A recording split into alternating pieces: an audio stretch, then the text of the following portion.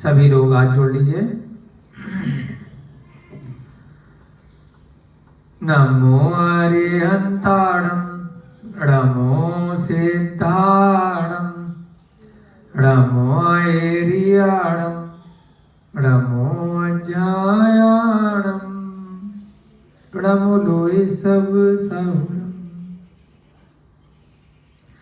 जय बोलिए देवादिदेव प्रथम तीर्थंकर आदिनाथ भगवान की, अंतिम तीर्थंकर वर्तमान शासन नायक महावीर भगवान की, भगवान महावीर स्वामी के तप कल्याणक महामहोत्सव की, अनंत अनंत सिद्ध परमेष्टि भगवानों की, इस युग के प्रथमाचार्य श्री चारित्र चक्रवर्ती आचार्य भगवान शांति सागर जी महान मुनिराज की, जिनवाणी माता की, सभी को सादर जय जिनेन्द्र, जय दु जड़ंदो।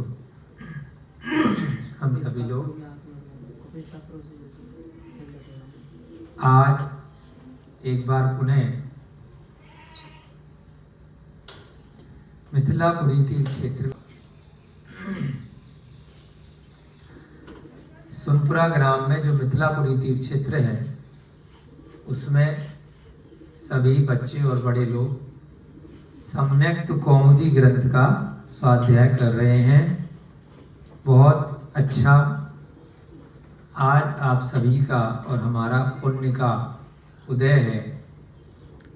भगवान महावीर जो 24वें तीर्थंकर थे इस युग के, उनकी दिव्य देशना के फलीभूत होकर के यह सभी ग्रंथ पूर्वाचार्यों द्वारा कालांतर में लिखे गए हैं।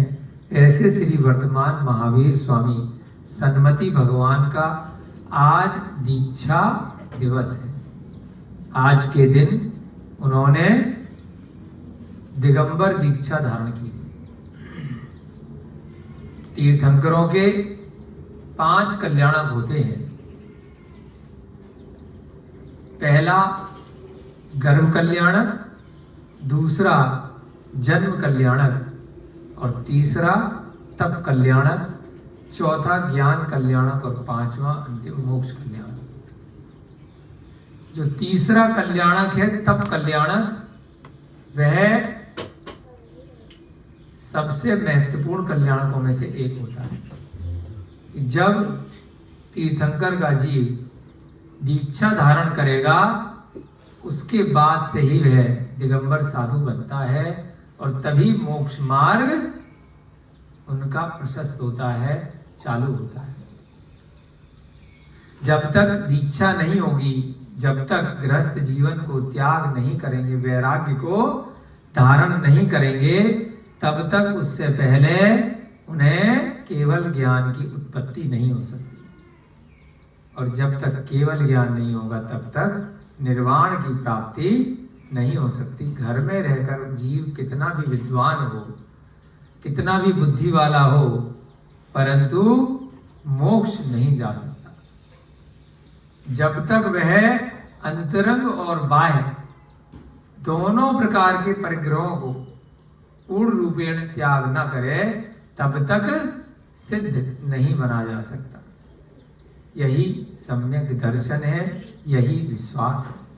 उसी विश्वास को जगाने के लिए एक छोटी सी लघु कथाओं का संकलन या सम्यक कौमुदी ग्रंथ के माध्यम से हम सभी लोग यहाँ पर पढ़ रहे हैं। अरहत दास सेठ की कथा चल रही है। पहले उन्होंने अपने सम्यक दर्शन की उत्पत्ति के बारे में हम सबको बताया है और उसके बाद एक एक करके अपनी पत्नियों से उनका सम्यक दर्शन कैसे हुआ उसको वह श्रवण कर रहे हैं, सुन रहे हैं और उस कथा के माध्यम से हम सभी लोग भी कुछ ना कुछ सीख रहे हैं। अब जो कथा चल रही है, नागश्री की कथा चल रही है। नागश्री नाम है ना उनकी एक पत्नी का, सब श्री श्री है। नागश्री कि नागश्री से पूछा है अरहत दास ने कि आपको सम्यक दर्शन कैसे हुआ। उस नागश्री ने दो राजाओं की कथा बताई है। एक राजा है, इधर से आगे बढ़ा, एक राजा है भगदत्त और दूसरा राजा है जितारी। भगदत्त राजा ने जितारी की बेटी की अपने यहाँ अपने परिवार में शादी के लिए निमंत्रण भेजा कि इसकी शादी हमारे यहाँ करवा लो। जितारी राजा बड़ा मानी था, उसने भगदत्त की जाति निम्न होने के कारण से उसको बेटी देने से मना कर दिया। उसके भी दिल पे लग गई, उसने भी चैलेंज कर दिया कि मैं सेना लेकर आऊंगा और फिर तुझे हराऊंगा, तेरा राज्य भी जीत लूंगा और बेटी भी ले जाऊंगा। जब भगदत्त अपनी सेना को लेकर के पहुंचता है तो उसके नगर में, उसके महल के बाहर उसकी पत्नी को कुछ शुभ शकुन दिखाई देते हैं कि जो जीत का प्रतीक माने जाते हैं। जब भगदत्त अपनी सेना को लेकर के काशी नगरी में, जहां पर जितारी राजा था, वहां पहुंच जाता है, उसके गुप्तचर उसे बताते हैं कि भाई बाहर भगदत्त अपनी सेना लेकर के आ गया है। तो यहां पर जितारी भी युद्ध की तैयारी के लिए निकलता है तो वहां पर कुछ अशुभ शकुन होते हैं कि जो जीत का सूचक नहीं होते। उन अशुभ शकुनों को कलम ने पढ़ा था। अकाल वृष्टि, अचानक से बारिश हो रही है जबकि बारिश का सीजन नहीं है। पृथ्वी में कंपन, वज्रपात और भयंकर उल्कापात, ये सब अनिष्ट अपशकुन प्रकट हुए, मानो मित्र के समान उसे युद्ध करने से रोकने के लिए ही प्रकट हुए। कोई बुरा शकुन हो रहा है, बुरा शकुन हो रहा है तो कल हमने आपको बताया तो परेशान मत होना। अगर किसी ने छींक दिया, आप घर के बाहर किसी कार्य से निकल रहे हैं, बिल्ली रास्ता काट गई तो छींकने वाले को डांटना मत है कि अरे यार मैं जा रहा था इस कार्य के लिए, बहुत जरूरी जाना था, तो क्यों छींक दिया, डांट देते हैं। तो यहाँ क्या लिखा उनको? मित्र बोला। उसकी तो कोई गलती है नहीं, वह तो अकस्मात हुआ है। कोई भी घटना, एक निमित्त विज्ञान भी एक शास्त्र होता है, ज्योतिष भी शास्त्र होते हैं, वास्तु के भी होते हैं, और इस प्रकार से शकुन और अपशकुन क्या होते हैं, इनके ऊपर भी पौराणिक आचार्यों की दृष्टि से बहुत सारे पुस्तकों की, ग्रंथों की रचनाएं की गई हैं। वर्तमान में जो भारत में हमारी शिक्षा पद्धति चल रही है वो विदेशी शिक्षा पद्धति से प्रेरित होने के कारण से पिछले 30, 40, 50 सालों में यह सारा जो ज्ञान था वह हमारे पाठ्यक्रमों से विलुप्त हो गया। हमें स्कूल में अब क्या पढ़ाया जा रहा है? बस ABCD सीखते रहो। A से एप्पल, B से बैट, C से कैट, है ना। 12वीं क्लास तक पहुंच गए, उसके बाद इंजीनियर, डॉक्टर, CA, MBA, गिने चुने 10, 20, 50 बहुत गिनती के कोर्स हैं। हर बच्चा बीटेक, इंजीनियर 90% लोग उसी लाइन में लगे पड़े हैं।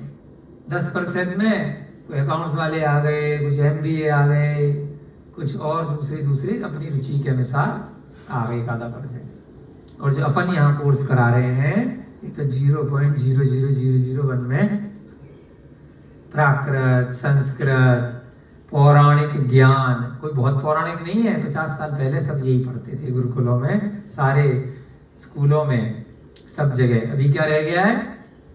आप पढ़े लिखे कितने हो, कौन सी डिग्री है, MBA नहीं हो, BA नहीं हो, CA नहीं हो, डॉक्टर नहीं हो, ग्रेजुएट नहीं हो, तो पुराने लोग आपके दादा परदादा चाचा ताऊ जिनकी जन्म 100 साल पहले हुआ है, तो उनको हम कहते हैं अरे आप तो बिल्कुल अनपढ़ हो, आपको तो कुछ आता ही नहीं है, क्योंकि डिग्री इस नाम से नहीं होती थी।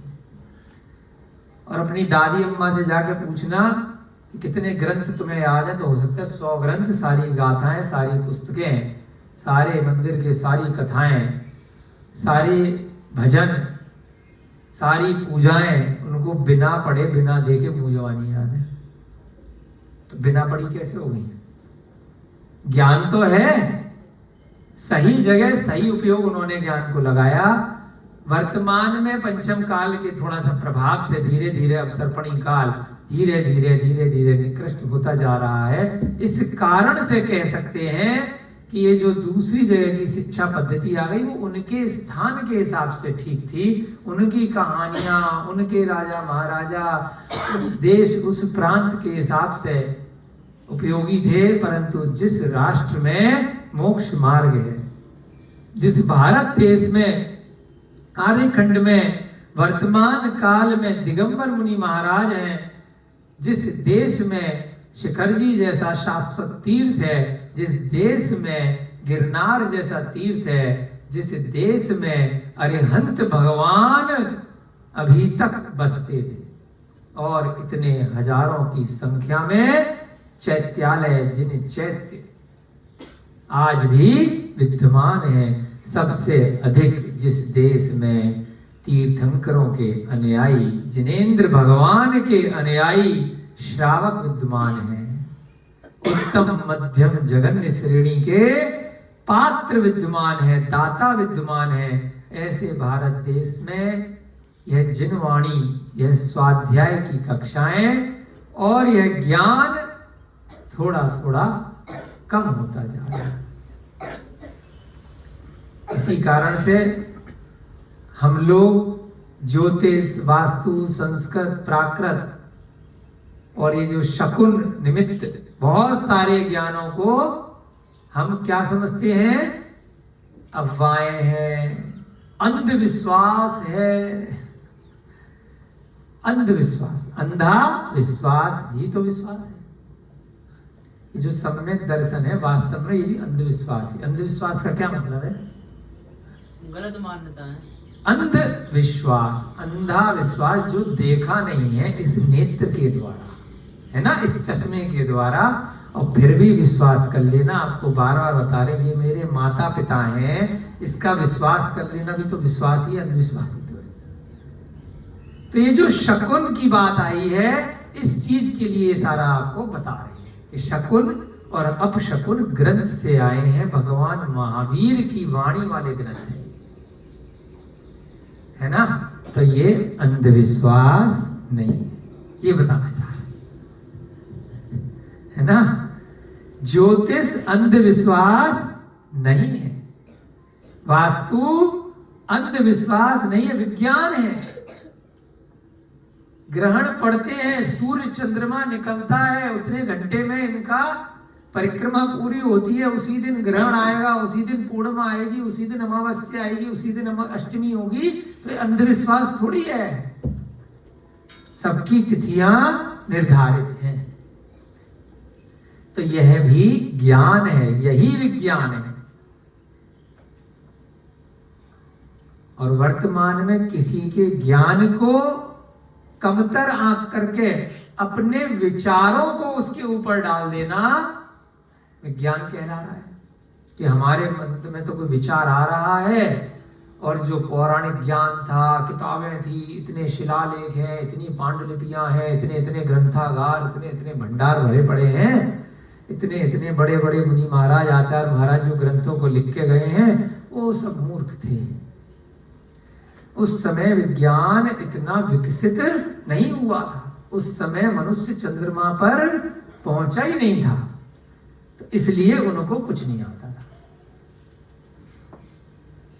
कभी कभी हमें थोड़ा हंस आता है ऐसे लोगों की बातें सुनकर के, जब से ये थोड़ा सा स्वाध्याय कर रहे हैं 8-10 सालों से। बहुत अच्छे अच्छे विचारक आपको सोशल मीडिया पर, फेसबुक पर, ट्विटर पे, यहाँ वहाँ खूब मिल जाएंगे, और आपके आस पड़ोस में भी खूब मिलेंगे वर्तमान में, जो अपने विचारों को रखने के लिए, अपने मन की बातों को रखने के लिए ग्रंथों को झूठा साबित कर देते हैं। अगर आप उनको साक्ष्य भी दिखाओगे, कोई प्रूफ भी दे करके देखोगे कि देखो इतने बड़ी बड़ी पुस्तकें हैं, यहाँ ये लिखा है, वहाँ ये लिखा है, और हमने लिखी प्राचीन काल की है, पुरानी है। अरे उस समय लाइट थोड़ी थी, उन्होंने कह दिया रात्रि भोजन नहीं करना, मच्छर आते होंगे, बोलते हैं ना। अब तो देखो कितनी बढ़िया लाइट है, एसी लग रहा है हमारे घर में, बिल्कुल एक भी मच्छर दिखाई नहीं देता है, रात दिन का पता ही नहीं चलता है पूरे दिन, क्योंकि खिड़कियां ही नहीं है, तो रात्रि का पता कैसे चलेगा? दिन के 12 बजे भी ट्यूबलाइट में बैठे हो, रात के 12 बजे भी ट्यूबलाइट में बैठे हो, इसलिए पता नहीं चल रहा। जेल है वो। 90% लोग जिनको हल्का सा भी जैन परिवार या कहीं से भी हिंट होता है कि रात्रि भोजन का, तो वो पुराने सारे लोगों को मूर्ख साबित करने में एक ही उदाहरण देते हैं बस, कि तब लाइट मिलती। तो इसलिए बाहर जंगलों में सारे लोग रहते थे तो मच्छर आ जाते होंगे, इसलिए रात्रि भोजन आज के समय में कर रहे हैं तो कोई दिक्कत नहीं। मांस खाने में, अरे वो तो गंदगी से बनाया जाता था, अब तो फैक्ट्रियों में बनाया जा रहा है, कोई दिक्कत नहीं है। बड़े आराम से जीव को मारा जा रहा है, कोई दिक्कत नहीं है। अगर नहीं मारेंगे तो बहुत ज्यादा हो जाएंगे मुर्गे सड़कों में। उन चीजों को तो अंधविश्वास नहीं कह रहे हैं कि अंडे में प्रोटीन है, मुर्गे में कैल्शियम है, जिंक है, आयरन है, मैग्नीशियम है ना, उसको तो अंधविश्वास नहीं कह रहे हैं। चलते फिरते एक जीव में, बकरे में, गधे में, घोड़े में, गाय में, ऊंट में प्रोटीन है, उसे अंधविश्वास नहीं करते। तो ज्ञान है, विज्ञान है। प्रोटीन शब्द कहां से है किसी को नहीं मालूम, बस ऐसी रख दिया। कैल्शियम शब्द कहां से है, ऐसी रख दिया, है ना। तो उसको तो विज्ञान कह रहे हैं। और जहां दाल रोटी सब्जी में आपका शरीर चलता है, सारे जीवों को ऊर्जा प्राप्त होती है, सूर्य के प्रकाश से आपको ऊर्जा प्राप्त होती है, सारा संसार, सारी सृष्टि चलती है, तो उसको बोल दिया अंधविश्वास। तो यहां पर भी ये निमित्त होते हैं जो हमें बताते हैं, आने वाली घटनाओं को पूर्वाभास कराते हैं कि अगर ऐसा हुआ है तो थोड़ा ऐसा कर लो या रुक जाओ। फिर भी व्यक्ति वह कार्य करता है तो कोई ना कोई अनहोनी हो जाती है, कोई ना कोई घटना हो जाती है। क्या बोल? इसका काट खोलो, ये बंद कर दो, है दूसरा काट, ये बंद कर दो बेटा पहले। नहीं ये वाला तो चलने दो, इधर तो चलने दो, कोई दिक्कत नहीं।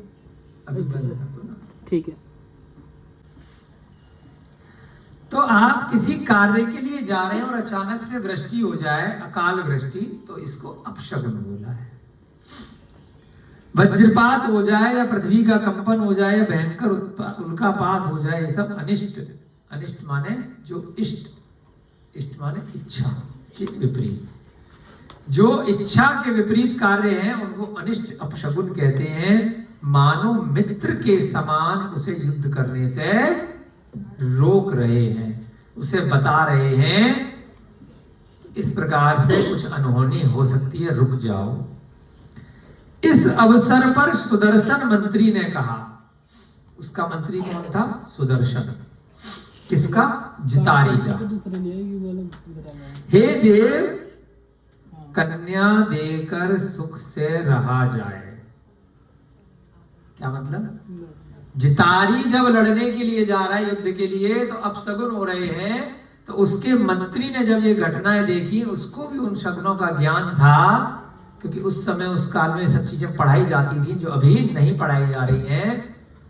तो क्या कहा उसने कि राजा साहब, थोड़ा अपशगुन लग रहा है, हो सकता है कहीं युद्ध में अपनी हार ना हो जाए, तो इसलिए एक काम करो, अपनी बेटी को उसके यहाँ ब्याह दो।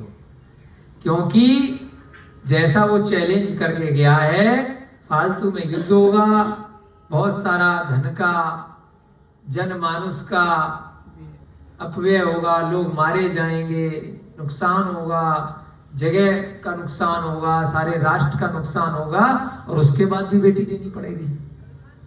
तो इससे अच्छा शांति से दे दो, मुझे ऐसा लग रहा है शगुनों को देख करके। बुद्धिमान जन 1 ग्राम का त्याग कर देश की, कुल का त्याग कर 1 ग्राम की, 1 व्यक्ति का त्याग कर कुल की, और पृथ्वी का त्याग कर अपने आप की रक्षा करते हैं। अकबर की भी पत्नी थी ना एक, जोधा की जनरल नॉलेज बहुत है, मैं भूल गया था। आपकी भी जोधा भाई है। तो तब भी कुछ ऐसा ही हमने सुना है, पूरी अच्छी से तो स्टोरी नहीं पता, कि उसने भी जैसे जोधाबाई दूसरे संप्रदाय से थी और अकबर दूसरे संप्रदाय से था, तो ऐसे ही कोई सेटलमेंट शायद रहा होगा कि भाई तुम्हारे राज्य पे आक्रमण कर देंगे, बेटी भी जाएगी राज्य भी जाएगा, इससे अच्छा मुझे पसंद आ गई है, ये दे दो। ऐसा ही हुआ था, ऐसे ही कुछ था ना। ऐसे ही हुआ था। तो यहाँ पर भी वह यही समझा रहा है। कौन? सुदर्शन मंत्री। बुद्धिमान लोग क्या करते हैं? एक ग्राम का त्याग कर देश की। अगर कोई बाहर से आक्रमणकारी आया, उसने कहा ये जगह मुझे बहुत पसंद है, एक ग्राम सुनपुरा ग्राम मुझे बहुत पसंद है, सुनपुरा दे दो, तो पूरा गौतम बुद्ध नगर छोड़ दूंगा। ये ग्राम पसंद आ गया किसी को, नहीं लेके दिखा तो पूरा गौतम बुद्ध नगर जाएगा आज से। तो बुद्धिमान ने जब देख लिया कि दूसरे की शक्ति अपने से ज्यादा है या कुछ अपशगुन हो गए, भाई ले जा सुनपुरा। तो बुद्धिमान लोग क्या करते हैं? एक ग्राम का त्याग कर देश की रक्षा करते। पूरा देश बचाना हो भाई तो एक ग्राम ले जा। कुल का त्याग कर एक ग्राम की। अब कोई छोटा आया, आता था या कोई भी, इस ग्राम में मुझे ये कुल अच्छा लग रहा है भाई, ये दे दो, चल भाई ये ले ले, पूरे गांव को छोड़ दे। रिश्वत समझते हो ना, कि आपके पास 100 रुपए हैं, सामने वाला पूरे छीनने आ रहा है, आप लड़ रहे हो, भाई 10 रुपए ले ले, छोड़ दे। रिश्वत इसी को बोलते हैं ना, सेटलमेंट। सेटिंग करते हैं ना, अपन भी करते हैं ना कि भाई थोड़ा सा ले ले, मेरी जान छोड़, परेशान मत कर, है ना। तो यही बात आई है कुछ कुछ वर्तमान से। कुल का त्याग कर एक ग्राम की। अगर आपके पास ज्यादा है, एक कहावत भी आती है ना कि जिसके घर शीशे के बने हो वो दूसरे के घर में पत्थर नहीं फेंकते। कितना बढ़िया डायलॉग रविकांत। मतलब आपके पास बहुत कुछ है और सामने वाले के पास कुछ नहीं है, वो आपको परेशान करने के लिए आ रहा है। आप बहुत बिजी हो अपने धर्म में, अपने काम में, यहाँ फेंको थोड़ा सा, कहते हैं ना कुत्ते को रोटी डाल दो, चुपचाप बिजी रहेगा। तो बस वही वाली बात यहाँ बताइए। बुद्धिमान लोग हैं, अपने काम में व्यस्त हैं, धर्म करना है, ध्यान करना है, अपनी ऊर्जा दूसरी जगह लगानी है। कोई अगर तंग कर रहा है, यहाँ के लोग आते हैं अपने को तंग करने के लिए, आस पड़ोस के, तो अपन क्या करते हैं, वो तो खाली है, पूरे दिन बैठे रहेंगे छोटी छोटी चीजों के लिए, कि घास सफाई करो, ये करो, वो करो। तो अपन क्या करते हैं, थोड़ा बहुत इनको खाना पीना खिलाओ और टाइम पास। ऐसे ही यहाँ लिखा है, बुद्धिमान लोग। कई बार आता है कि उनसे लड़ो, हर एक से लड़ते रहोगे तो अपना काम कब करोगे। तो यहां पर सुदर्शन मंत्री जितारी को कह रहा है कि तुम अपनी ऊर्जा दूसरी जगह लगाओ। ऐसे चिंदी बिंदी लोगों से फालतू में लड़ते रहोगे तो नुकसान ज्यादा हो जाएगा। बुद्धिमान लोग राष्ट्र को बचाने के लिए एक ग्राम दे देते हैं छोटा सा गिफ्ट में, जाओ, या ग्राम को बचाने के लिए एक कुल दे देते हैं, या एक व्यक्ति का त्याग कर कुल की। अब बहुत बड़ा परिवार है, उनमें से कोई एक व्यक्ति पसंद आ गया कि भाई इसको हमारे यहाँ दे दो। अब लग रहा है कि दूसरा लड़ेगा, मारेगा, ले भाई ले जा। तो यहां पर सुदर्शन मंत्री कह रहा है कि बेटी को दे दो, एक व्यक्ति दे दो, पूरे परिवार की रक्षा, पूरे देश की रक्षा हो जाएगी। और पृथ्वी का त्याग कर अपने आप की रक्षा कर। सबसे महत्वपूर्ण कौन है? अपनी रक्षा। तो पृथ्वी का त्याग कर अपनी रक्षा करते हैं। जब और ज्यादा शक्तिशाली है कि बहुत चीजें मांग रहा है, पूरा भी पूरा देश, कई देश कब्जा सकता है। मनुष्य योनि में हमने एक उदाहरण देखा, जब द्वारका जली, दीपायन मुनि का जीव अब मनुष्य पर्याय से निकल गया, वो बन गया अग्नि कुमार देव। 2 प्रसंग आते हैं, एक अग्नि कुमार देव बन गए या फिर उनके तेजस शरीर निकला। तो दोनों प्रसंग अलग अलग ग्रंथों में आते हैं। तो कहने का मतलब किसी रिद्धि से मनुष्य छोटा ही, चाहे देव की रिद्धि हो या मुनि महाराज की तेजस शरीर वाली रिद्धि हो, उससे साधारण मनुष्य बहुत छोटा है। नारायण श्री कृष्ण थे, अर्ध चक्रवर्ती, 3 खंडों के राजा, ठीक है, 2 मलेच्छ खंड और 1 आर्यखंड। विजयार्थ पर्वत के नीचे वाला पूरा 3 हिस्से के राजा थे, है ना। कोटि शिला को भी उठा लिए थे, आता है ना, गोवर्धन पर्वत उठा लिया, कोटि शिला को उठा लिए थे। अंगूठा हिलाते ही बड़े बड़े पहाड़ चकनाचूर हो जाते थे,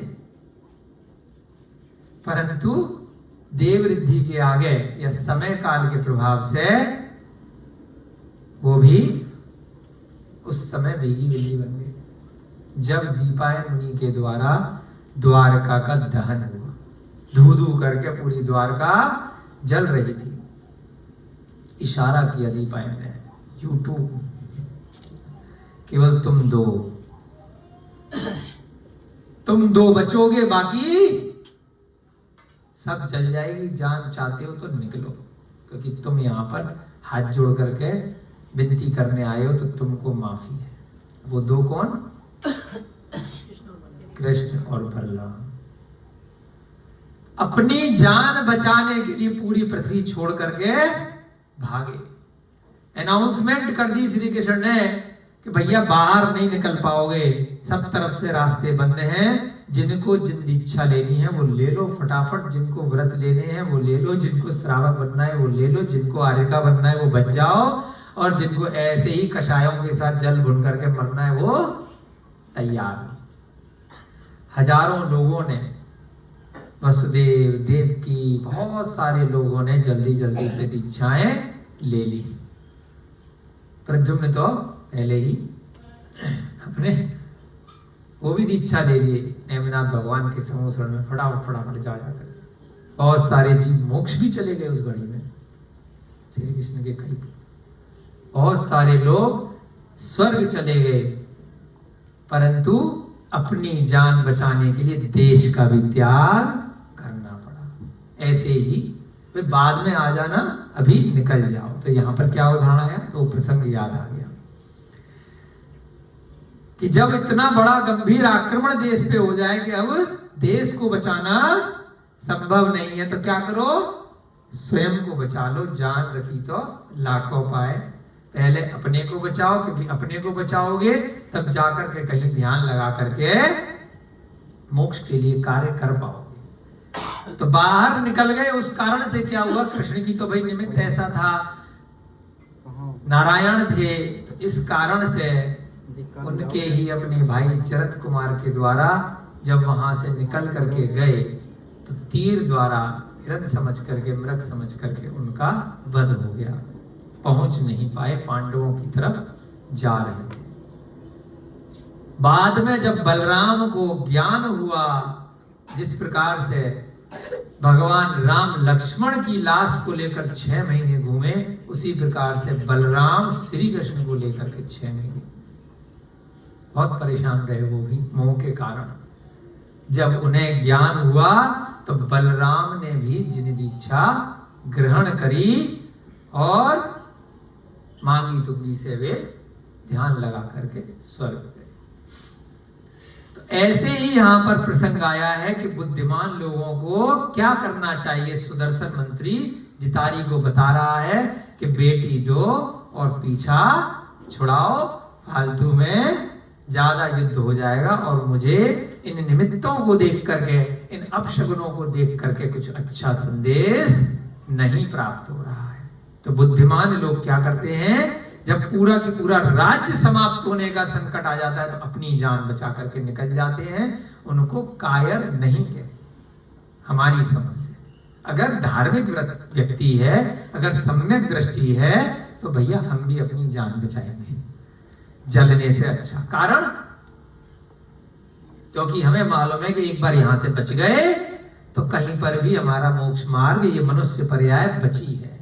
महाराणा प्रताप ने किया था जैसे। हाँ, हम तो अपने जैन दर्शन की बात कर रहे हैं, जिनको सम्यक दर्शन है। वह कायर इसलिए नहीं कहलाएंगे क्योंकि शरीर अगर, अंगोपांग अगर सही सलामत रहेंगे, कटे फटे नहीं होंगे, तभी जिंदगी इच्छा हो पाएगी। अगर चौराहे पे हर एक से लड़ते फिरते रहोगे, कभी किसी ने घूसा मारा, कभी किसी ने नाक तोड़ी, कभी किसी ने सर फोड़ा, कभी किसी ने टांग तोड़ी, आप लड़ोगे तो आपकी भी टूटेंगी। कभी आप मारोगे तो कभी आप पिटोगे भी। और अगर शरीर अंगोपांग एक आधा उंगली भी टूट गई तो दीक्षा नहीं होने पानी नहीं होती। तो इसलिए फालतू में हरेक के पचड़े में मत घुसो। तो ये कायरता नहीं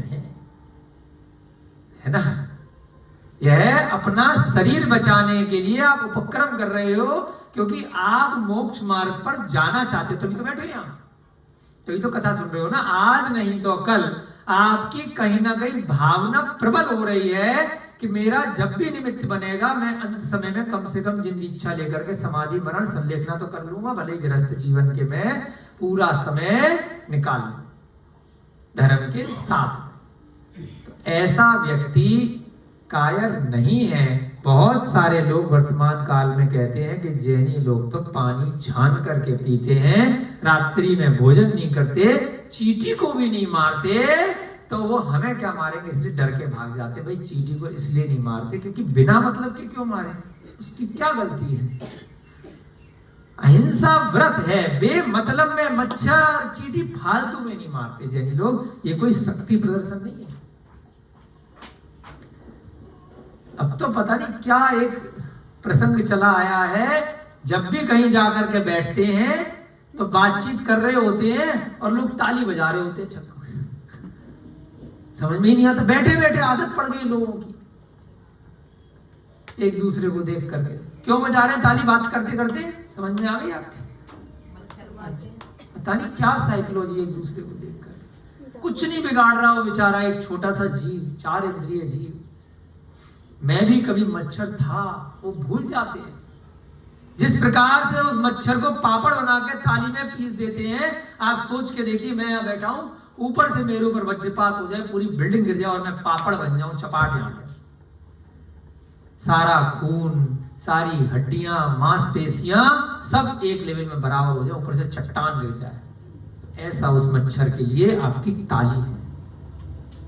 लेकिन लोगों को आनंद आ रहा है, हैबिट पड़ गई है।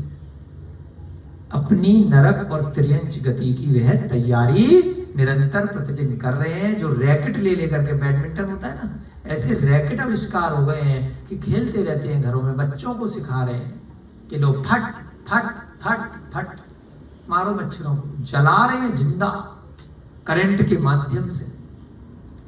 बड़ी बड़ी ऐसे डिब्बे वाली मशीनें रेस्टोरेंट में, होटलों में, घरों में लोग लगा रहे हैं डिब्बा। अचानक से बैठे हो, फट फट फट आवाज आ रही है, समझ में ही नहीं आ रहा क्या हो रहा है। हवा में जो भी जीव जंतु उड़ रहे, अरे डेंगू हो जाएगा। अबे कुछ नहीं होना, तुम्हारे दिमाग को डेंगू हो गया है। उन निरपराधी छोटे छोटे जीवों को बिना किसी कार्य के आप अपने एंटरटेनमेंट के लिए, आप झूठी मानसिकता के लिए, अंधविश्वास के लिए मार रहे हो। ये अंधविश्वास नहीं है जो अपशगुन लिखा है, वो अंधविश्वास है कि मच्छर के काटने से डेंगू हो जाएगा। उसको तो विज्ञान कह दिया, और जो वास्तविकता के ज्ञान है उनको अंधविश्वास कह दिया। तो यहां पर वह सुदर्शन मंत्री बड़े अच्छे से समझा रहा है। उन्हीं प्रसंगों से हम आपको बता रहे हैं कि आप वर्तमान काल में अगर अपना जीवन बचाने के लिए, कि भविष्य में मेरा मोक्ष मार्ग खुला रहे, मैं स्वाध्याय कर सकूं, मेरी 5 इंद्रियां सलामत रहे, मैं पैदल विहार कर सकूं, अगर दिगंबर मुनि बन गया, मेरा शरीर सही सलामत रहे, इसलिए विपत्ति के काल में अगर आप किसी कार्य से निकल जाते हैं तो आप कायर नहीं हैं। आप धर्म की रक्षा के लिए, आप अपनी स्वयं की रक्षा के लिए अगर कोई स्टेप लेते हैं तो आप कायर नहीं है। ये बुद्धिमानों का लक्षण कहलाता है। जितारी ने कहा, हे श्रेष्ठ मंत्रियों, भय किस लिए करते हो? यही बात हम आपको बोल रहे हैं। तो उसको लग रहा है कि भय कर रहे हैं, मैं तो बड़ा शक्तिशाली हूं। हे मंत्री, तू तो श्रेष्ठ है, तू भय क्यों कर रहा है, डर क्यों रहा है? मेरी तलवार का प्रहार सहन करने के लिए कौन समर्थ है? मेरी तलवार का जो प्रहार है उसको जब मैं चलाऊंगा तो कोई सहन नहीं कर पाएगा। शगुन वगुन तो तूने जो देखे हैं सब बेकार की बातें हैं, सब अंधविश्वास है। तो देख मैं क्या कर सकता हूं। इस लोक में ऐसा कौन पुरुष है जो सिर पर वज्रपात को सह सके, ऐसा कौन मनुष्य है जो भुज दंडों के द्वारा अपार समुद्र को तैर सके। कौन बोल रहा है? जितारी अपने मंत्रियों को बोल रहा है, उनका मनोबल बढ़ा रहा है कि चलो भाई युद्ध पे, मुझे डराओ मत। ऐसा कोई पुरुष इस संसार में नहीं है जो मेरा वज्रपात सहन कर सके। सिर के ऊपर जब वज्रपात होता है, ऐसा कौन मनुष्य है जो भुज दंडों के द्वारा अपार समुद्र को तैर सके। भुजदंड यानी कि पूरे के पूरे समुद्र को भुजाओं से तैर ले। एक जगह ना इंग्लिश चैनल बोलते हैं कि उसको तैर करके पार कर लिया, एवरेस्ट चढ़ गया।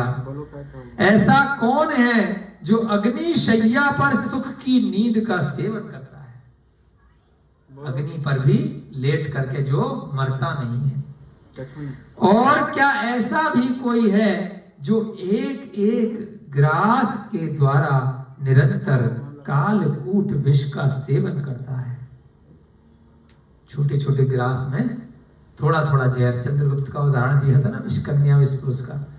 तो ऐसा कौन है जो थोड़े थोड़े ग्रास के द्वारा निरंतर कालकूट विष का सेवन करता है। तो कालकूट विष क्या होता है? कालकूट विष धीरे धीरे करके जो हमारी मृत्यु निकट आ रही है, आयु पूरी हो रही, कालकूट विष।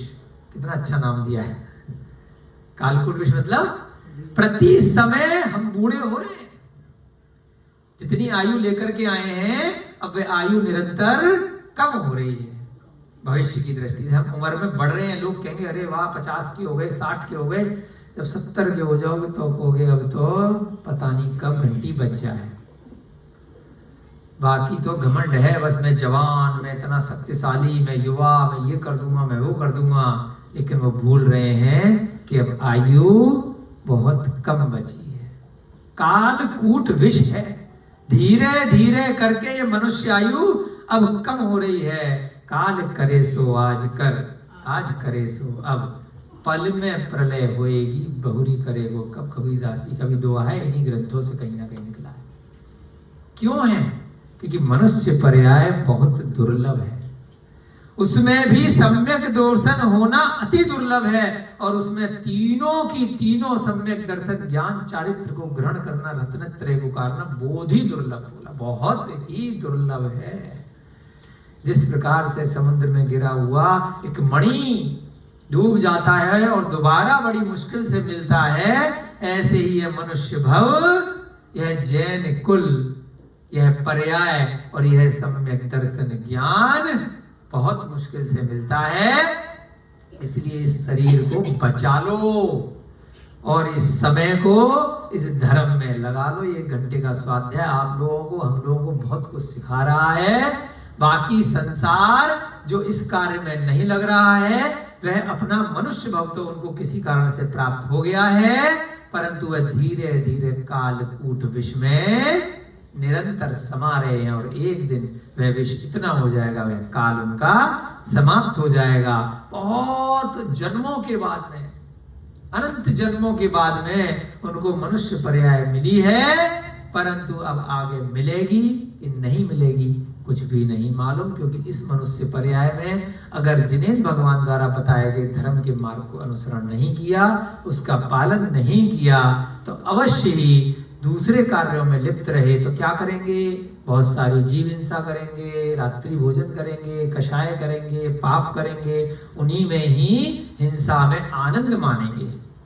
मारना, जैसे हम बता रहे हैं ना, मच्छर मारा, उसमें आनंद मान रहे हैं। तो हिंसा में आनंद मानते मानते अब दोबारा पता नहीं कब नंबर लगेगा, कुछ भी नहीं मालूम। पहले भी कई बार बताया है, इस अंगूठे की उंगली की टिप पर छोटी सी, यानी कि इतनी सी नोक, ये जो नोक है ना पैन की, इतनी सी नोक पर इतने जीव हैं कि अगर वो कबूतर का आकार ले ले तो 2.5 दीप 45 लाख योजन ठसा ठस भर जाएगा। ऐसा गुजारा, इतने बड़े बड़े अगर हो जाए तो इतने जीव हैं। तो ये मत मान के चलना कि बस मैं एक बार मनुष्य बन गया तो वो टिकट मेरी कंफर्म है, भाई बाकी का नंबर कब आएगा? आप ही अगर घेर करके बैठे रहोगे बस में एक सीट पर, तो दूसरे यात्री कब बैठेंगे? फ्लाइट में आप ही ने घेर के जिंदगी भर के लिए बैठ लिया कि उतर गया तो दोबारा बैठ जाऊंगा, ऐसा नहीं होगा, है ना? दूसरे भी तो आएंगे वो जो इंतजार कर रहे हैं इतने भवों से, मेरा नंबर कब आएगा, मेरा नंबर कब आएगा। तुम्हारा नंबर अब आ गया बेटा, हमारा नंबर अब आ गया, मनुष्य बन गए, जैन कुल में भी जन्म मिल गया, सब कुछ पढ़ लिया, तो अपना नंबर आ गया, तो आगे बढ़ो, मोक्ष मार्ग पे जाओ। वहीं पर दोबारा थोड़ी आओगे, 5वीं कक्षा पास कर लिए तो दोबारा 5वीं में बैठोगे क्या? छठी में आओगे? नहीं आओगे, आगे बढ़ो। तो मनुष्य कुल मिला है आगे बढ़ने के लिए, रत्नत्रय प्राप्त करने के लिए, वापस पीछे जाने के लिए नहीं, फेल होकर के दोबारी पहली कक्षा में जाने के लिए नहीं, आगे बढ़ने के लिए है। और आगे कब बढ़ोगे? जैसे भगवान महावीर ने आज के दिन तप कल्याण को ग्रहण किया, आगे बढ़े, है ना? तो हम सब, आप सब इन ग्रंथों को पढ़ करके आगे बढ़े, पीछे न लौटे, नहीं तो क्या है, दुनिया गोल है, पहले बूढ़ा फिर जन्म होकर के वही गर्भ जन्म, और फिर जीवन फिर गोल, वही 4 गतियां, मनुष्य, त्रियंच, देव और नार की, घूमते रहोगे, घूमते रहोगे, घूमते रहोगे, कभी अंत नहीं हो पाएगा। अंत अगर करना है तो रत्नत्रय को धारण करो, सम्यक दर्शन के साथ में। यहां पर भी इस ग्रंथ में यही बार बार बता रहे हैं कि ऐसा कौन है जो एक ग्रास के द्वारा निरंतर कालकूट विष का सेवन करता है। यह राजा उस मंत्री को, बाकी सभी मंत्रियों को समझा रहे हैं। पश्चात अनुपम तैयारी से युक्त शत्रु सेना को देखकर मंत्री ने फिर कहा, अब जब देखा बॉर्डर पे पहुंच गए, अरे भैया ये तो घेर करके खड़ा है, कौन? भगदत्त और उसकी सेना। देखा भाई अब ये तो पूरी तैयारी से आया है। हे देव, मंत्री ने फिर से समझाया जितारी को, बहुत बड़ी सेना आई है ना, चारों तरफ से घेर लिया है, क्या किया जाए? जितारी ने कहा, हे मंत्री, पराक्रम से सिद्धि और विजय होती है, बहुत सामग्री से नहीं। कौरव भी 100 थे और पांडव 5 थे, लेकिन उनके पास शक्तियां थी, पांडवों के पास बहुत सारी, कौरवों के पास वह गलत कार्य के लिए लड़ रहे थे, यह सही कार्य के लिए लड़ रहे थे।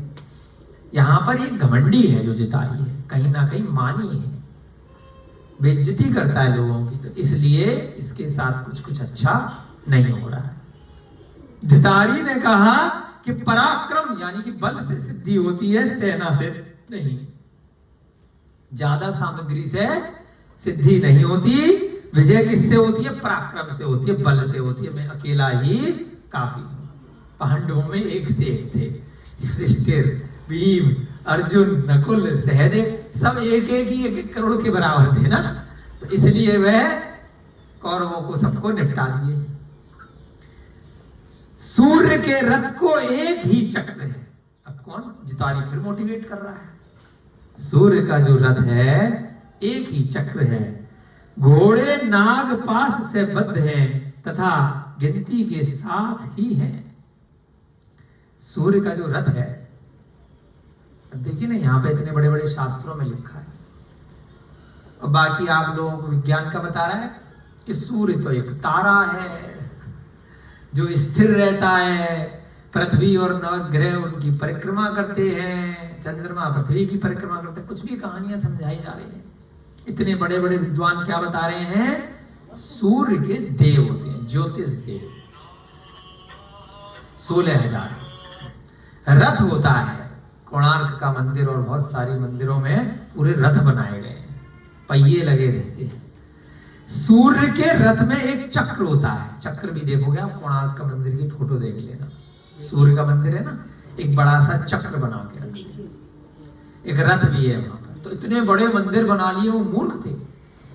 सारा ज्ञान अभी 20 साल पहले ही वेटिकन सिटी से चल के आ गया है, नासा वालों को सारा ज्ञान आ गया कि सूर्य, चंद्रमा, ये सब जो मन में आया, हॉकिंस आए, बहुत सारे आए 50 साल 100 साल पहले, सारे ग्रंथाकारों को, सारे विद्वानों को भगवान महावीर की वाणी को झूठा बता दिया अपने मन के विचारों के कारण से। यहाँ क्या लिखा है सूर्य के लिए? हम नहीं कह रहे, ग्रंथ में लिखा है। सूर्य के रथ को एक ही चक्र है, घोड़े हैं उसके और नाग पास से बंध है। जो सूर्य एक उसकी वहां पे एक संरचना है। क्या संरचना है? घोड़े सूर्य के रथ को सुदर्शन मेरु की नित्य प्रति परिक्रमा कराते हैं। कितनी देर में परिक्रमा पूरी होती है? 48 मिनट में। वर्तमान काल के अनुसार 2 दिन लग जाते हैं। एक दिन कितने घंटे का होता है? 24 घंटे का, तो 48 मिनट में 48 घंटे में 2 दिन में वह सूर्य सुदर्शन मेरु की परिक्रमा प्रदक्षिणा पूरी करता है। इस जम्मू द्वीप में 2 सूर्य हैं, जिसके कारण से हमें लगता है कि 24 घंटे बाद दिन हो गया, दोबारा सूर्य आ गया। आज जो सूर्य निकलेगा यह परसों आएगा, कल दूसरा आएगा। जिस समय यहां पर दिन में सूर्य है, उस समय दूसरा सूर्य ऐरावत क्षेत्र में होता है। जब भरत क्षेत्र में है तो ऐरावत में दूसरा सूर्य होता है। इसी तरह से 2 चंद्रमा होते हैं जम्मू द्वीप में, फिर लवण समुद्र में दूने हो जाते हैं। इस प्रकार से आगे की असंख्यात द्वीप समुद्र में इन ज्योतिष विमानों की संरचना होती है।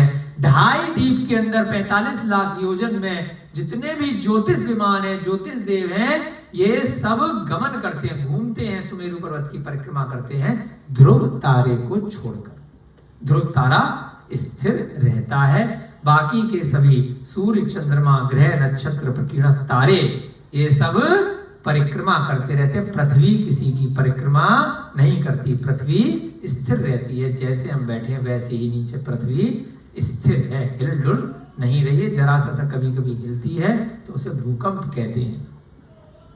परिक्रमा नहीं करती। 2.5 द्वीप के बाहर जितने भी ज्योतिष विमान हैं वह सब गमन नहीं करते, वह सब ध्रुव रहते हैं, स्थिर रहते हैं। तो वह राजा जितारी अपने मंत्री को कह रहा है कि जैसे सूर्य के विमान में जो रथ है, वहां जो घोड़े लगे हुए हैं वह नाग पास से बांधित हैं, एक संरचना है, और वहां एक ही चक्र है और गिनती के 7 घोड़े होते हैं रथ में। मार्ग आलंबन रहित निराधार आकाश है। क्या मार्ग है सूर्य का? आकाश में घूम रहा है, नीचे ऊपर कोई आधार नहीं है। सूर्य का विमान कैसे होता है? आधे कटे हुए नींबू के समान, जैसे कटोरी होती है ना आधी, नीचे वाला हिस्सा हमें दिखाई देता है, ऊपर से फ्लैट होता है, सीधा होता है। ऐसा जैसे नींबू है, संतरा है या कोई गोल फल है, आधा काट दिया बीच में से, ऐसे ये सारे ज्योतिष विमान होते हैं। ऊपर वाला जो फ्लैट हिस्सा होता है, वहां पर इन देवों के भवन, अकृत्रिम चैत्यालय, जहां जिनेंद्र भगवान की 108 जिनेंद्र प्रतिमाएं रत्नमयी बहुत सुंदर होती है। भरत चक्रवर्ती या कोई भी चक्रवर्ती प्रतिवर्ष संक्रांति वाले दिन यहीं से, भरत क्षेत्र से, आर्यखंड से उन भगवानों के साक्षात दर्शन करता है, उन जिनेंद्र प्रतिमाओं अपने 64 खंड के महल की छत से दिख जाती है। यही मान्यता है क्या? हाँ, यही मान्यता है ना। तो यहीं से उनको दर्शन करता है, इतनी उसकी नेत्र की ज्योति श्रेष्ठ होती है। और ऐसा एंगल उस दिन बनता है कि वहां से उसको सीधे दिखाई दे जाते। तो ऐसा ये जो सूर्य का रथ है, ये आकाश मार्ग में घूमता है, जहां आलंबन रहित है, जहां कहीं पर भी कुछ भी जमीन इत्यादि नहीं है, आकाश में घूम रहा है, निराधार आकाश। और सारथी भी चरणों से रहित है। सारथी कौन है? चरणों से रहित, जो चला रहे हैं उन रथों को, देव हैं, अनुरूप हैं, फिर भी वह प्रतिदिन अपार आकाश के अंत को प्राप्त होता है। प्रतिदिन वह परिक्रमा 2 दिन में पूरी कर लेता है, 48 घंटे में, है ना। इस कौन बता रहा है? जितारी। किसको बता रहा है? मंत्री को। उसको मोटिवेट कर रहा है कि जिस प्रकार से सूर्य का रथ लेकर के वह देव घूमते हैं इतने बड़े आकाश में, तो मैं भी बड़ा पराक्रमी हूं, मेरे से बच करके, भले उसकी सेना ज्यादा है, फिर भी हम सबके मनोबल से, हमारे सबके पराक्रम से हम उसको हरा देंगे। इससे जान पड़ता है कि महापुरुषों की क्रिया सिद्धि उनके पराक्रम में रहती है, उपकरण सहायक सामग्री में नहीं रहती। थोड़ा घड़ी नहीं है तो समय बता देना हमको, इसलिए है ना? हाँ ठीक। क्या बता रहे हैं? इससे जान पड़ता है कि महापुरुषों की क्रिया सिद्धि उनके पराक्रम में रहती है। महापुरुष, श्रेष्ठ पुरुष, साधारण पुरुष न होकर के असाधारण पुरुष कहलाते हैं। उनकी सिद्धि कैसे में होती है? उनके पराक्रम में होती है, उपकरण सहायक सामग्री में नहीं। गांधी जी के पास हमने तो नहीं देखा ना कोई तलवार थी, आती है ना कहानी, है ना, दे दी हमें आजादी बिना खड्ग बिना ढाल, साबरमती के संत तूने कर दिया कमाल। ना उनके पास ढाल थी और ना तलवार थी। खड्ग माने तलवार। तो महापुरुष कहलाए कि अभी तक नोटों पे छपे आ रहे, 100 साल बाद भी लगभग, है ना?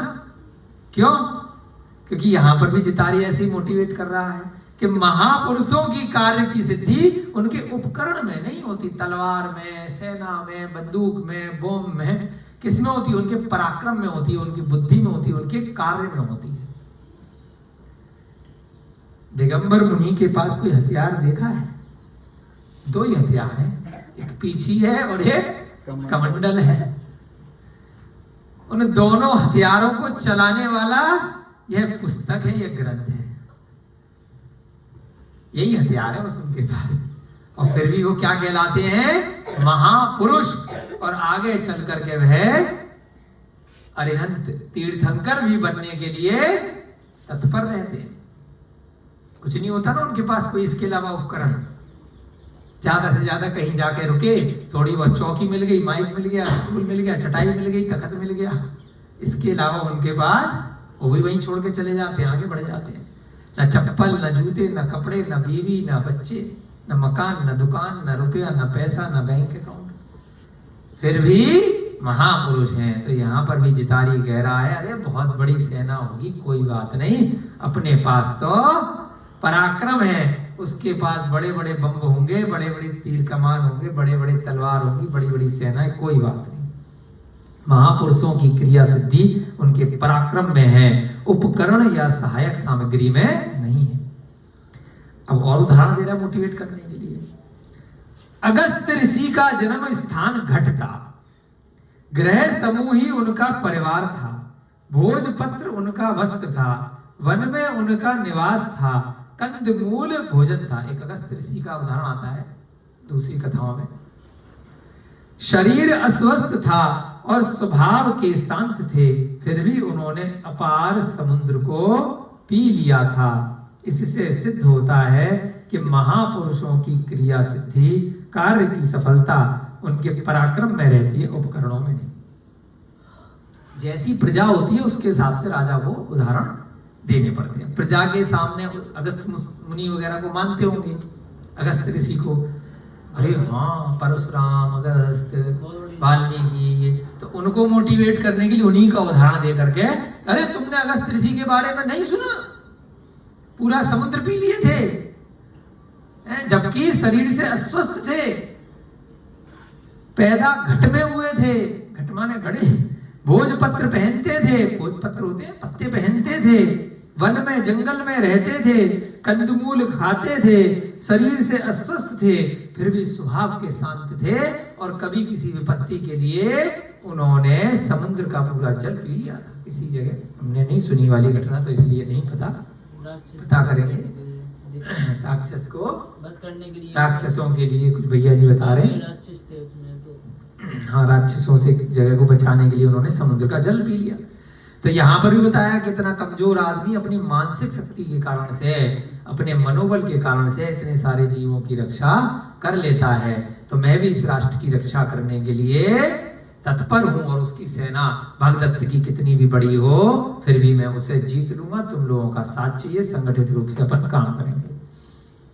महादेव जी काम के शत्रु हैं, शीतल शरीर को धारण करने वाला चंद्रमा उसका मंत्री है। पहले अगस्त्य का उदाहरण दिया, अब महादेव का उदाहरण दे रहे हैं। कौन? जितारी मोटिवेट कर रहा है, मोदी जी भी करते हैं ना कई बार।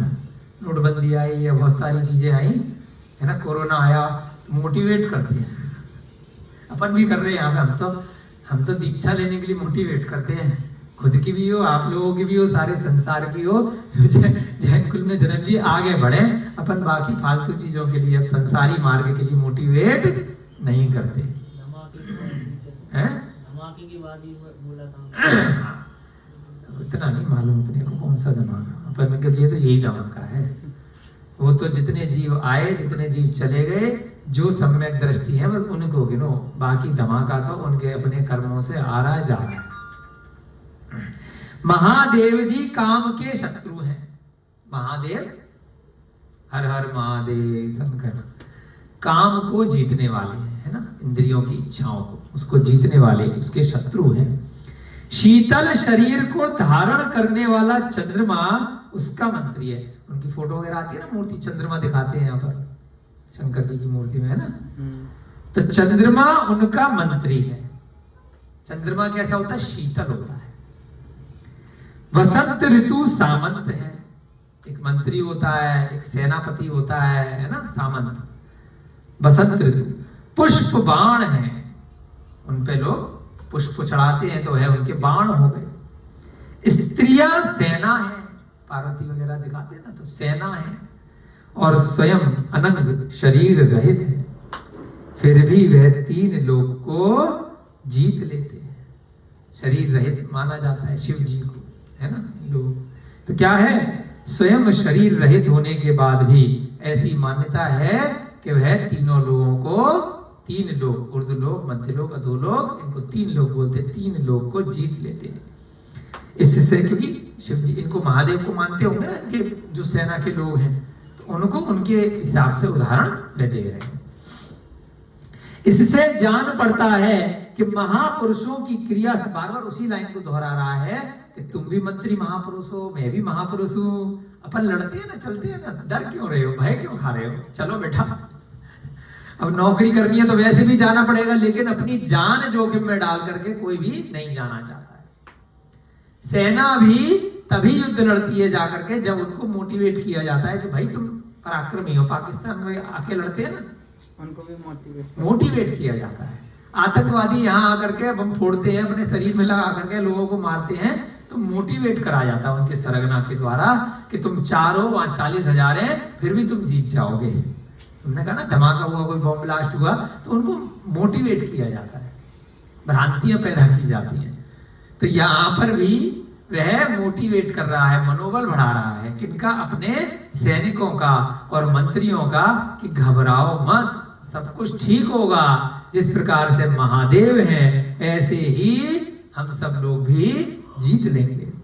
महापुरुषों की क्रिया सिद्धि पराक्रम में होती है, उपक्रमों में नहीं होती। एक और उदाहरण, शेषनाग स्वयं त्रियंच योनि का है। शेषनाग एक नाग की प्रजाति होती है, जब श्री कृष्ण के समय भी था, है ना।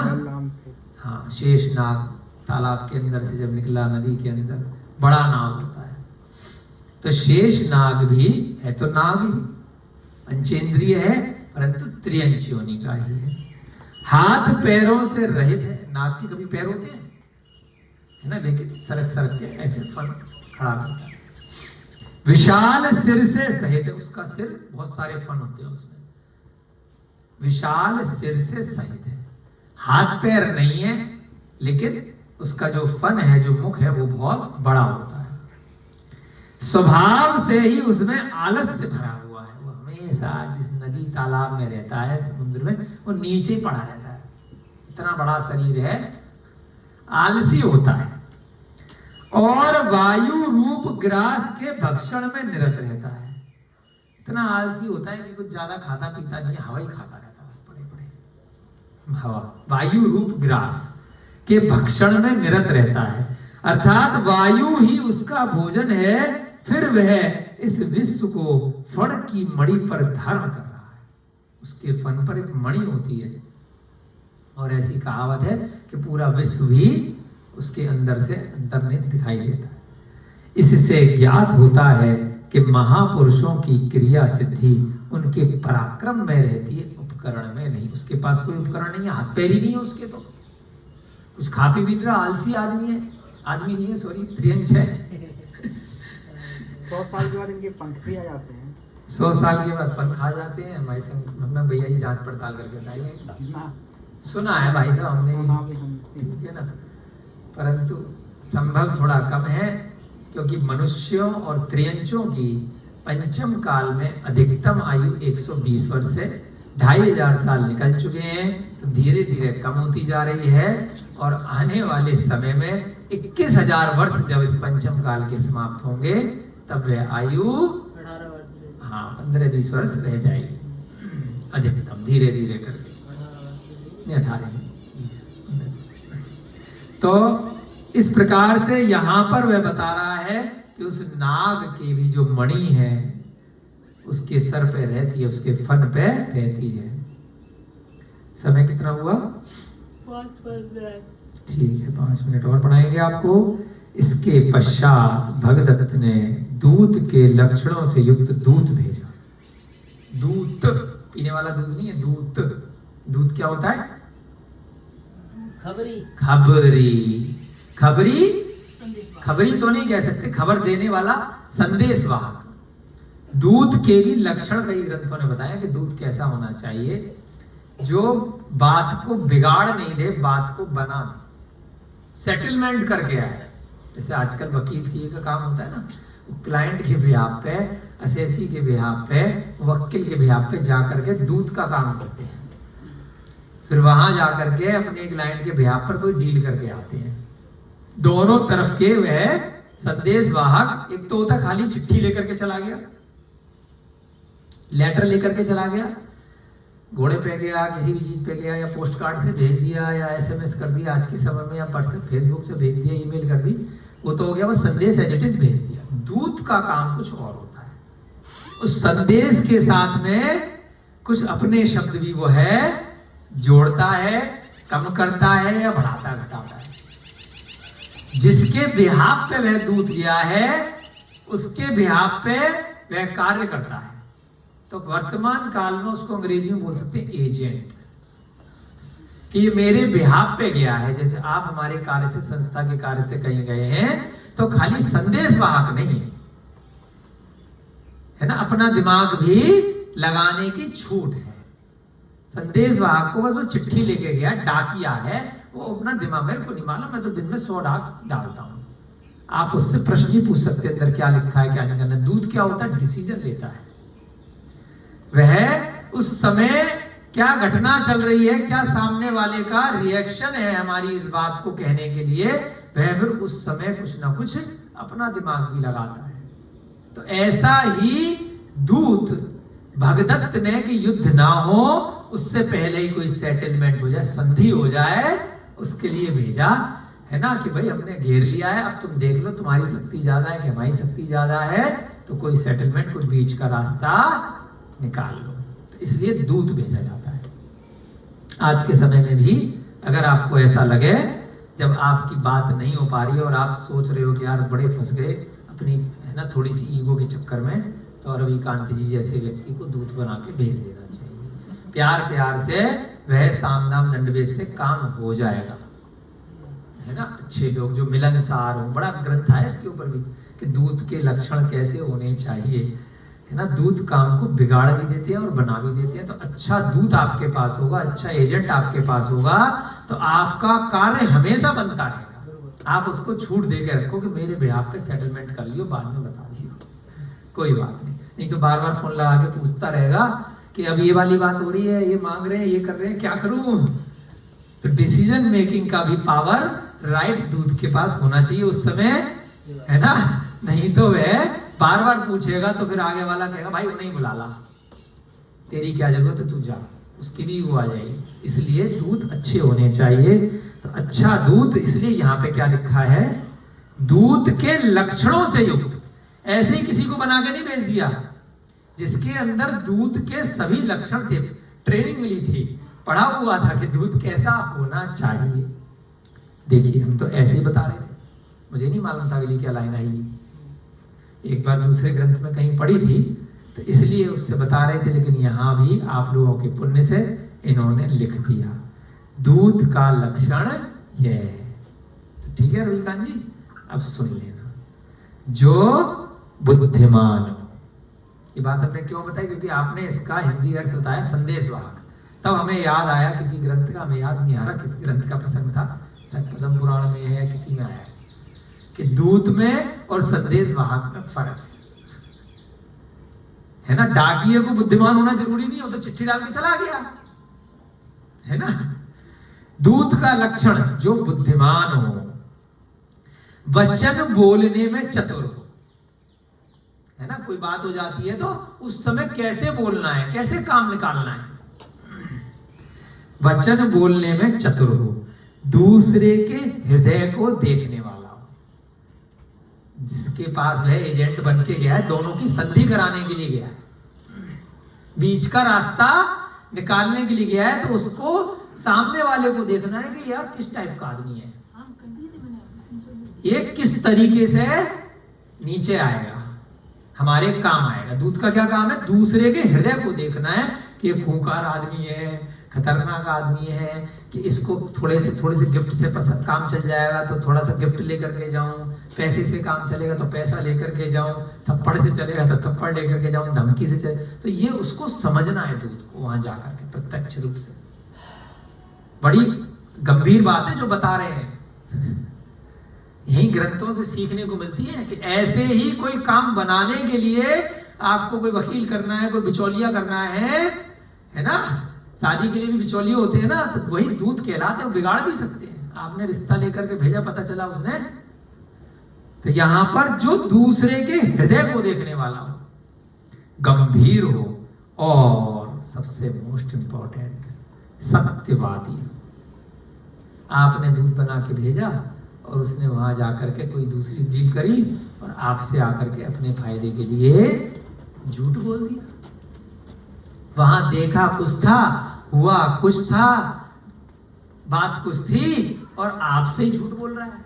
तो मायाचारी व्यक्ति, असत्यवादी व्यक्ति को कभी भी अपना एजेंट बना करके मत भेजना, ठीक है अभिषेक जी? इसलिए तुम्हें भेजते हैं, तुम कहते हो जा नहीं पाएंगे, बिजी हैं, हम कहते हैं चले जाओ कहीं कोई काम पड़ता है तो, क्योंकि विश्वास है अच्छे लोगों को ही किसी कार्य में कभी बाधा आ रही है या कोई गंभीर कार्य करना है, विशेष कार्य करना है, तो अपने आसपास ऐसे लोगों को रखो जो हमारे रविकांत भैया, अभिषेक भैया जी जैसे हो, गंभीर हैं, सत्यवादी हैं, बात बात में बेमतलब में झूठ नहीं बोलते हैं, अपनी भी बुद्धि लगाते हैं, बार बार टेलीफोन करके नहीं पूछते। जब दूत बनाया है तो अपने आप दिमाग लगाओ, नहीं तो सामने वाले को क्या लगेगा, इसकी अपनी बुद्धि नहीं है, ये विवेक शून्य है। तो जो दूसरी बुद्धि के हिसाब से चल रहा भाई साहब वो नहीं भेज दो, तो बुद्धि तो किसी और की लग रही है ना। तो इसलिए वह काम होने की बजाय कई बार परिस्थिति के अनुसार बिगड़ जाता है। तो जल्दी से बस एक पैराग्राफ और पढ़ेंगे, फिर आपकी कक्षा का संभवतः समय हो रहा है। भगदत्त ने ऐसा ही दूत भेजा। पहले दूत भेजना चाहिए, पश्चात युद्ध की घोषणा करनी चाहिए। यह भी एक रीति होती है। पहले अपनी सेना में ना दिखाई, अभी यूक्रेन रशिया का युद्ध हो रहा है ना, शायद दूत नहीं भेजे होंगे उन्होंने कि भाई जाकर के संधि कराओ।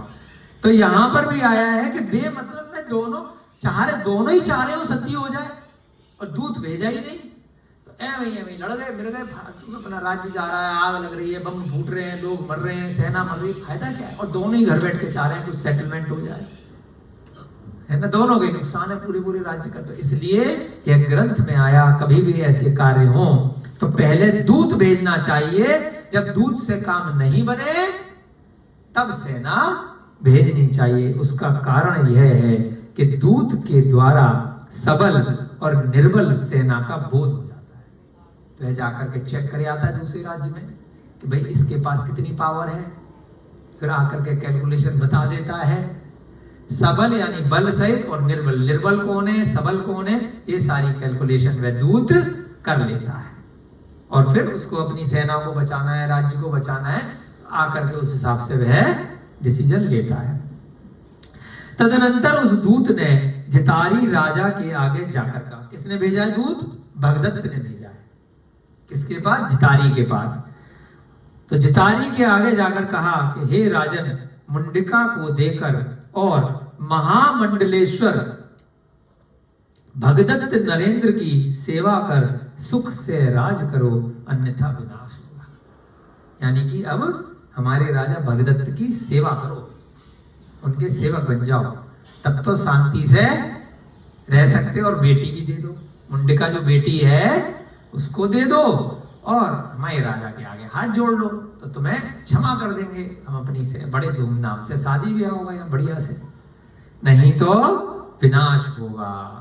देख लो, चॉइस इज योर्स। ठीक है, चलिए आपका समय हो रहा है, अब देखते हैं। बहुत सारी बातें आप लोगों से इस स्वाध्याय के निमित्त से, इस बहाने से अपने मन के उद्गारों को आपसे बांट लेते हैं। तो आप सबका बड़ा उपकार है। आज भगवान महावीर का तप कल्याणक का दिवस है। आप सबको ऐसे अच्छे अच्छे बड़े बड़े कल्याणकों की हार्दिक शुभकामनाएं। ऐसी मन में भावना भाव कि हे प्रभु, मैं भी कभी मोक्ष मार्ग पर आगे बढ़ूं। ऐसी सम्यक दर्शन की श्रेष्ठतम कथाओं को पढ़ करके मेरा भी कभी तप कल्याणक, फिर ज्ञान कल्याणक और मोक्ष कल्याणक मनाया जाए। जय बोलिए महावीर भगवान की, अनंत अनंत सिद्ध परमेष्टि भगवानों की। सभी को जय जिनेन्द्र, जय तू जुड़ा तू।